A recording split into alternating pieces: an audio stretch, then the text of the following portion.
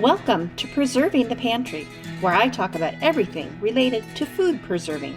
I am your host, Kathy Burgett.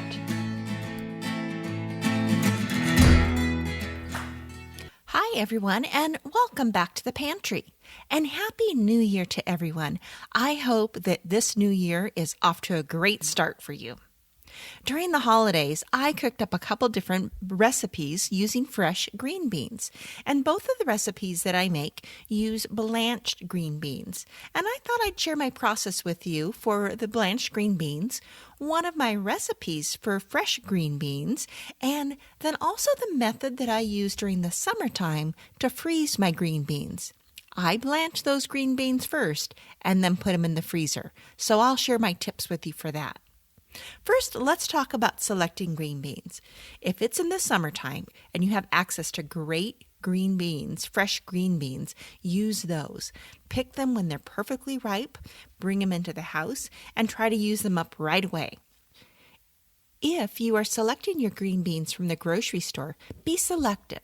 Pick nice green beans that are firm, not limp, and make certain that they're free from any blemishes. Once you bring those green beans home or in from the garden, rinse them off really well with nice cool water. For the blanching process, what you'll need to do is for about every pound of green beans, you'll fill a pot of water, about a gallon of water into that pot, and bring that to a boil.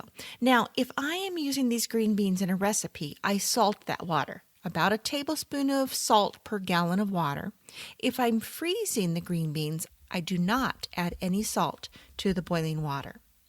So while your water is getting started, you're going to prep those green beans. You've already rinsed them off. Next, you're going to trim off those ends. I take a small handful, line up one end, chop off the ends, and then do the same with the other end. And just make those all into a pile. Once the water is fully boiling, at a rolling boil, you'll add all of those green beans. Use a big wooden spoon or something to make certain that all of the green beans are submerged. They do like to float. Just make sure you push them down every once in a while so that they're all getting cooked nice and evenly.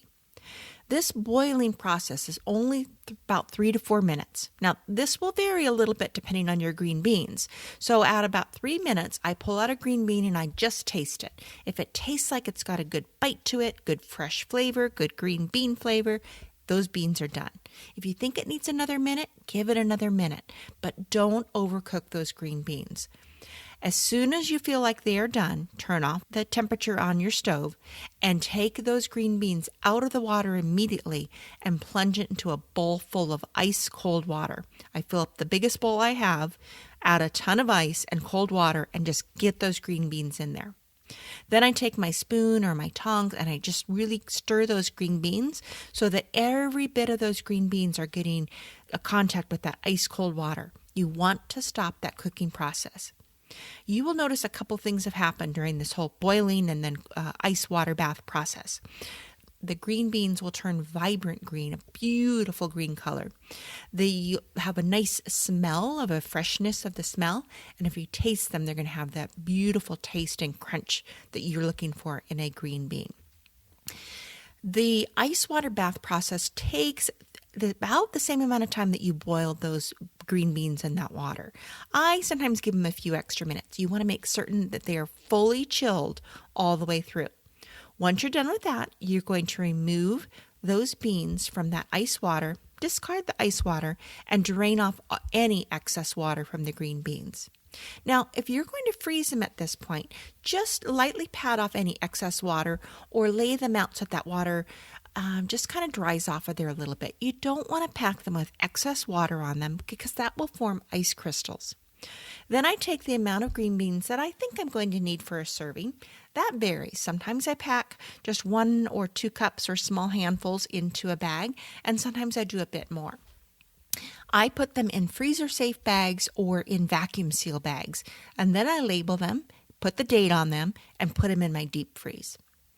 Now, when I'm using these blanched green beans in a recipe, there are 2 things you can do. One is just after you're done blanching, you can go right into your recipe and make that recipe.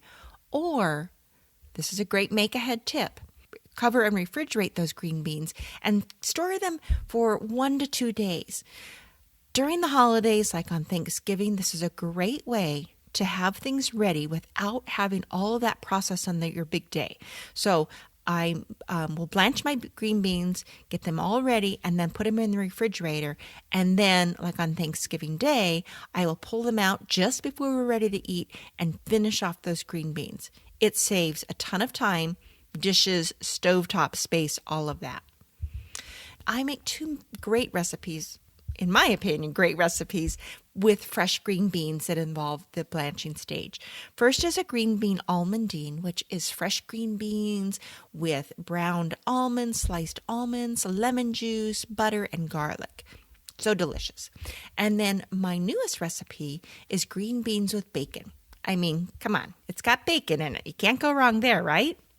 So this recipe is you'll blanch those green beans and then you'll cut up some bacon and just cut them up into small pieces, and you're going to brown that so it's real nice and crisp. And then you're going to take the bacon out of that saute pan, drain off the bacon grease, but you're going to reserve about a tablespoon of it or so in your pan. These green beans are going right back in that same pan. So you're going to be using the bacon grease that is in there.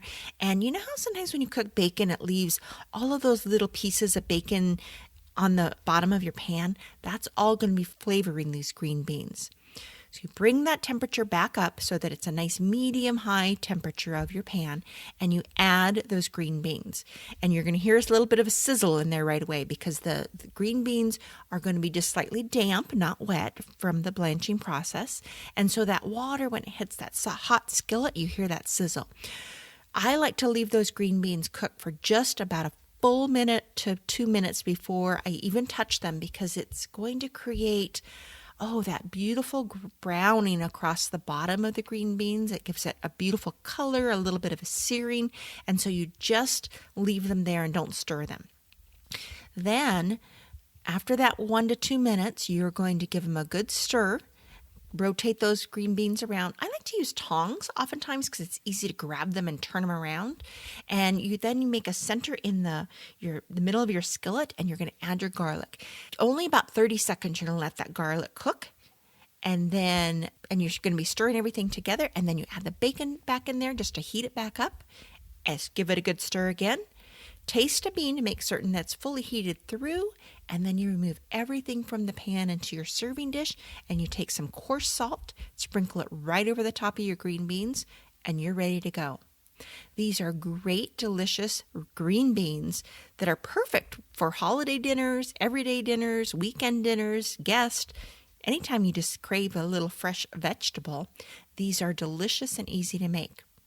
All right, make sure you check out the recipe for the green beans with bacon, the green bean almondine, and then my newest post on how to blanch green beans. I'll see you next week in the pantry. Bye. Thanks for listening, and be sure to tune in again next week for more episodes of Preserving the Pantry.